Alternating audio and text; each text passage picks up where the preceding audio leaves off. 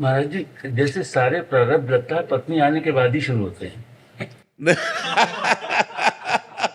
ऐसा इससे नहीं है। पहले अगर अगर ऐसा होता तो अब बाबा जी लोग बच जाते प्रारब्ध से। अगर अगर प्रारब्ध पत्नी आने से होता तो हम लोगों की तो पत्नी आई नहीं, हम लोग बच। जनरली आप किसी से भी पूछे तो लगेगा इसके पहले का जीवन बिल्कुल ठीक था, उसके बाद जैसे ही हुआ सारे प्रारब्ध शुरू हो गए। बाबा जी से पूछो तो लगता है गृहस्थी का जीवन बहुत सही है। कम से कम रसोई में बैठ के गरम गरम रोटी तो मिलती है यार तुम्हें। कम से कम अपने दुख सुख की बात तो आप किसी से कह सकते हो। यहाँ किससे बात करें? परमात्मा के सिवा कौन है? अंदर से जो परमात्मा से रस मिले तब तो बात सही। अगर परमात्मा से रस नहीं मिला तो बड़ा शुष्क और कठोर जीवन होता है। माता पिता भाई बंधु परिवार रिश्ते नाते सबको काट करके और भगवान के मार्ग में चल रहे हैं और भगवदानंद मिला नहीं, काम क्रोध जला रहे हैं, ना काम भोग सकते हो और ना कोई मोह, ना कोई अपना, ना कोई। बड़ा कठिन मार्ग है। निकल गए तो निकल गए, फिसल गए तो फिसल गए। तो यह नहीं, अगर पत्नी दुख का कारण होती तो जितने बाबा जी है सब परम सुखी हो जाते। ऐसी प्रारब्ध क्यों इनको लगता? नहीं लगता? हाँ, ऐसा नहीं है। और कभी कभी आप जैसे अनुभव कर रहे हैं तो उसके प्रतिकूल भी अनुभव है कि किसी किसी के जीवन में पत्नी का आना उसके जीवन का मंगल विधान बन जाता है, उसके जीवन को संवार देते हैं। नहीं संवार देते। अब अपना प्रारब्ध है, पत्नी का थोड़ी है अपना प्रारब्ध। आप अच्छे कर्म करो, जिससे कर्म अच्छे करो।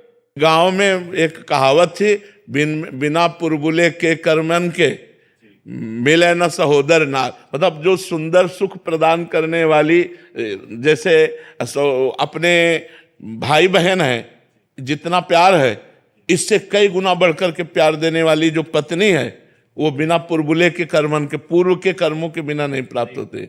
अगर पूर्व का बहुत अच्छा कर्म है तो हमको जैसे सहोदर अपने भाई बहनों से सुख मिलता है, ऐसे वो विश्वास पूर्वक। अब आज तो विश्वास बड़ा डगमगा रहा है, नहीं डगमगा रहा है। तो प्रारब्ध भोग अपना और स्वभाव उसका। महाराज जी, क्या दोनों तरफों से है, एक तरफा नहीं है? कुछ बहुत सारे प्रश्न ऐसे पढ़ते हैं आपके आगे तो प्रस्तुत उतने ही हो पाते हैं समय के अभाव से। पत्नियां ही बहुत दुखी हैं, फिर कभी पति बहुत दुखी हैं। तो महाराज जी, दोनों तरफ से कर्मों का प्रारब्ध है, मतलब उसमें कोई ऐसा नहीं है कि किसी एक तरफ से ही है।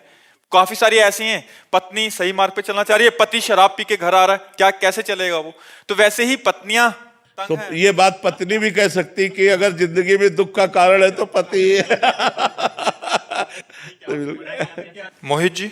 श्री हरिवंश महाराज जी, पूर्व प्रारब्ध को खुशी खुशी सहन करना या उनके लिए दुखी होना चाहिए? ऐसा बुरा प्रारब्ध आता है कि एक बात ही सुहाई देती, क्या प्राण त्याग दूं इस समस्या से बचने के लिए? ऐसा भी प्रारब्ध आता है। उस समय केवल भगवान भगवान, हरि स्मृति सर्व विपद विमोक्षणम। भगवान का स्मरण, भगवान का भजन उस समय साधक को बचाता है जब बुरा प्रारब्ध आता है।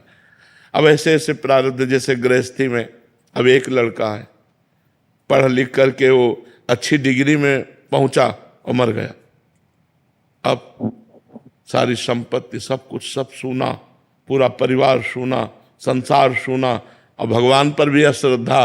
मतलब ऐसी ऐसी परिस्थितियां संसार में है कि उन परिस्थितियों से निकलने का उपाय केवल भगवान है, दूसरा नहीं।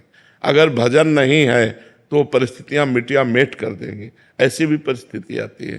तो इसलिए हमें लगता है सुख और दुख, सुख सह जाए अभिमान ना आवे, और दुख सह जाए हम उसमें नष्ट ना हो, ये भजन से बल मिलता है। और ये सबके जीवन में सुख और दुख दोनों आते हैं, इसलिए सबको भजन करना चाहिए।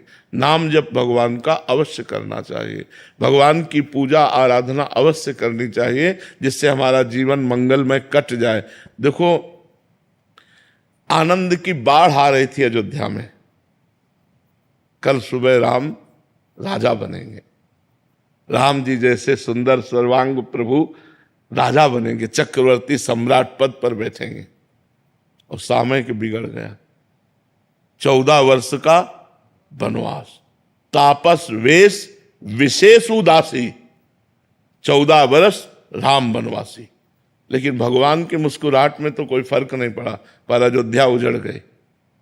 दशरथ जी के प्राण चले गए, माताएं विधवा हो गईं, पूरी अयोध्या राम जी के वियोग में 14 वर्ष ऐसी उदास ऐसे खिन्न कि भोजन अच्छा न लगता। राम जी सबके प्राण थे, समस्त अयोध्यावासियों के। तो भगवान ने लीला करके दिखाई है कि जब भगवान के उपस्थिति में ऐसी ऐसी विपत्तियां आ गई तो हम लोग तो भगवान के रचे हुए मनुष्य हैं, हमारे जीवन में बराबर सुख कैसे रह सकता है। तो इसलिए भगवदानंद में हम दुख सह सकते हैं।